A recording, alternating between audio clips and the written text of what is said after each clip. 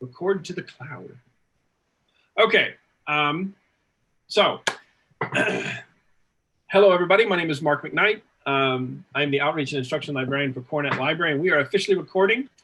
This is going to be our improv story time. So if everybody would like to go around and introduce themselves, we've gotten together some of my colleagues, and we're, like I said, we're going to do an improv story time. So could everybody else introduce themselves? Sure. My name's Josh Edwards, and I work at the Research and Access Department as the Reserve Supervisor at the library. I am Mary. Oh, sorry, Lisa. Sorry, are we going in order? We can go. It doesn't matter. Everyone's order is going to look a little different, but yeah. Okay, Mary. Okay. Go ahead. Yeah, I don't. Okay. I'm Mary Rauch. I am Queen of the Catalog at Cornet Library. In reality, I am the Cataloging and Periodicals Librarian, also known as Queen of the Catalog. Queen of the Catalog, lean into it. Absolutely. Lisa? I'm Lisa Insel, and I work in the administration office. My name is Patrick Deepin, and I work in the University Archives and Special Collections. Fantastic. All right. Like I said, we are going to do an improv story time for you guys today. So let me go ahead and share my screen with everyone, and I will show you and I will explain to you how this works. Okay. So I've got 4 different topics that we are going to randomize, and the one that pops up first on the list is the one that we're going to take. And then I've got everybody's name in the same randomizer, and depending on the order that it spits out, that's the order that we'll go in. So whoever is number 1 will kick us off. You will have 30 seconds to add to the story, or if you're the first person, to start the story. So you can feel free to take the story in whatever direction you want to take it.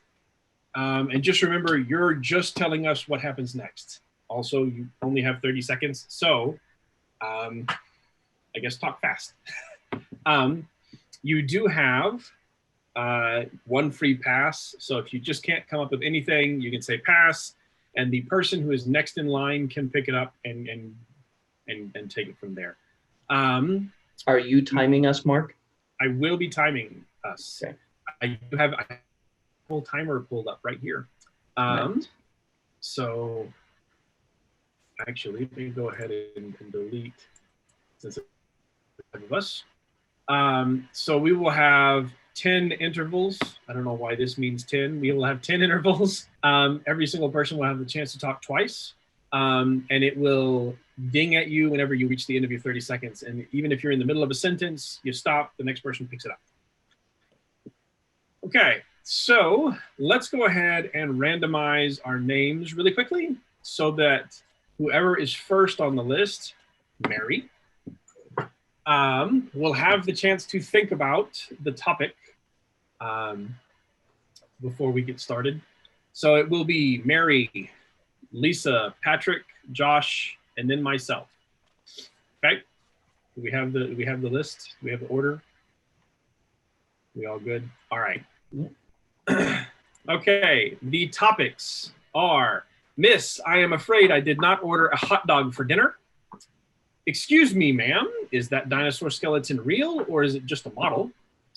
Did you honestly think a trail of breadcrumbs would help us find our way out of the forest and back to our house? And last, Uncle Ricky said, what at Thanksgiving dinner? So let's see which topic we're gonna take. The first one, or the one it says, is, excuse me, ma'am, is that dinosaur skeleton real, or is it just a model? Mary, you are kicking us off. So I'll give you a couple of seconds to think about it for a second. A couple of seconds to think about it for a second.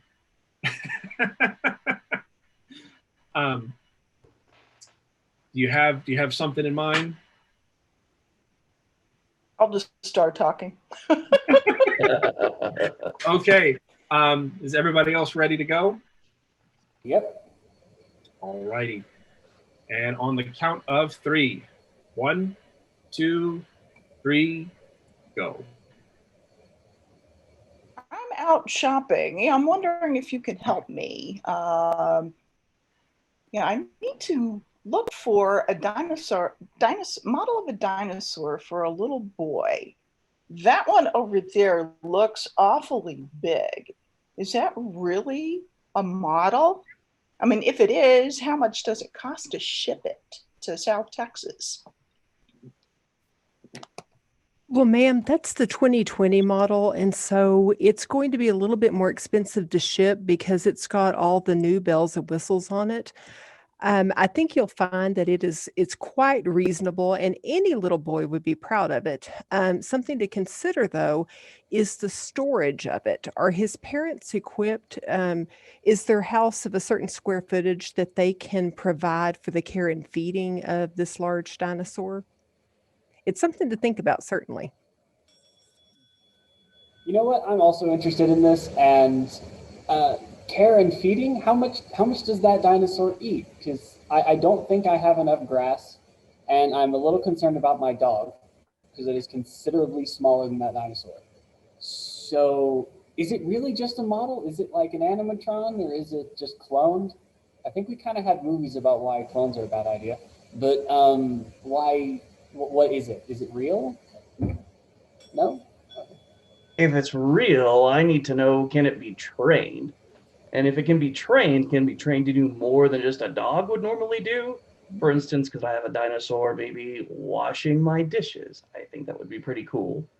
And if we're talking about food, is it a meat eater or a plant eater? And if it's a meat eater, where am I going to get all the meat? And if it's a plant eater, can I expect to still have a lawn when this thing's finished with it? Well, you are in luck because that particular dinosaur is real. It's not a model, and it comes in 2 different varieties. We can get the meat eater. We can get the vegetable eater, whichever you prefer. Frankly, I would suggest that you probably go with the one or the herbivore, especially if you have other pets in the house. That could be a safer bet, let's say.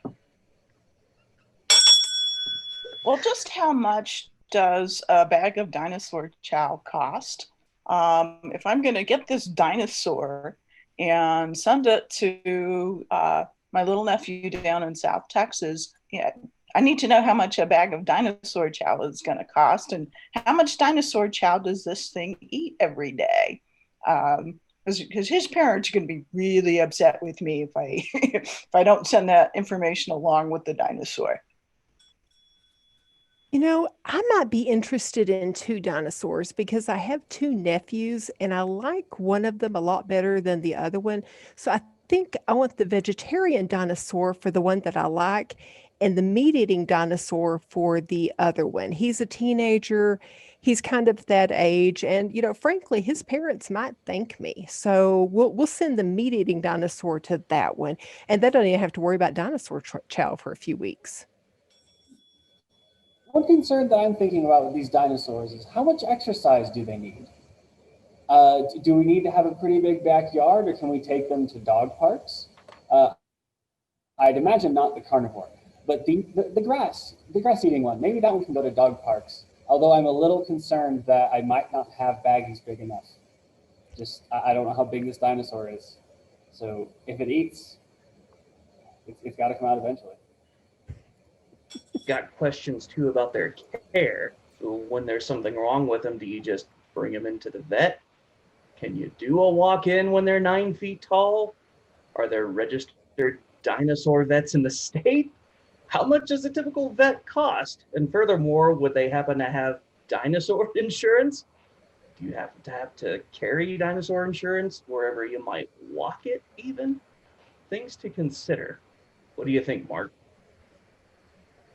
Yeah, again, you're in luck because I do believe that, there aren't any vets out there right now that are certified. Well, there aren't many vets out there that are certified in dinosaur care as of right now, but we are expanding our network, kind of like Tesla.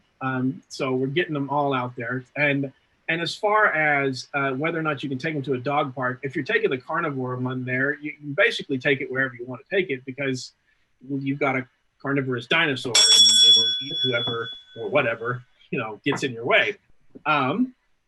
So now that we've talked about it, can I interest you guys in the dinosaur or is that a no? I'll take 10. We'll take 10. Fantastic. I will All take right. 0. I think that went really well. So Hard. Yeah, this is pretty a funny. little harder than so I did want to ask, where did that kind of go where you wanted it to go, or did you see that? Did you see it going a little bit differently, or? Honestly, Really know where it was going to go. yeah. So we got caught up in the logistics of ownership of these things because Yeah, we're just like, and hey, wait a Mark, second. that was the Are very there dog parks? good Are way to there take vets? it. Is there insurance? How do I pick up a poop? like it's largely the 4 of us just loading questions on the Mark. Yeah. Well, Having to do the sales pitch. Yeah. And do these dinosaurs fly? Do you have We like didn't a even think pterodactyl? about flying one. Pterodon for the win.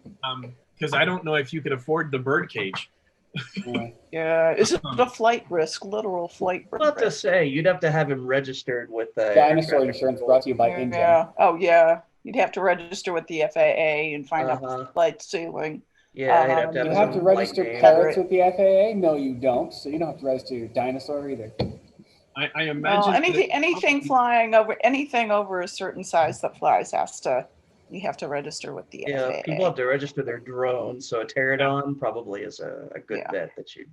You know, say I actually had to look into that because I bought a drone, and anything over 250 grams, you have Yeah. to register with the FAA. So Oh, yes, I imagine that a dinosaur capable of flight would be more than 250 grams. There's And actually a actually, certain like drone weight and height where you actually have to have a pilot's license in order to fly them above that height, which is like, holy Yes. cow. Well, everyone, I think that went great. Yeah, that was good stuff. That was a lot of fun. Thank you all for participating in this. Sure.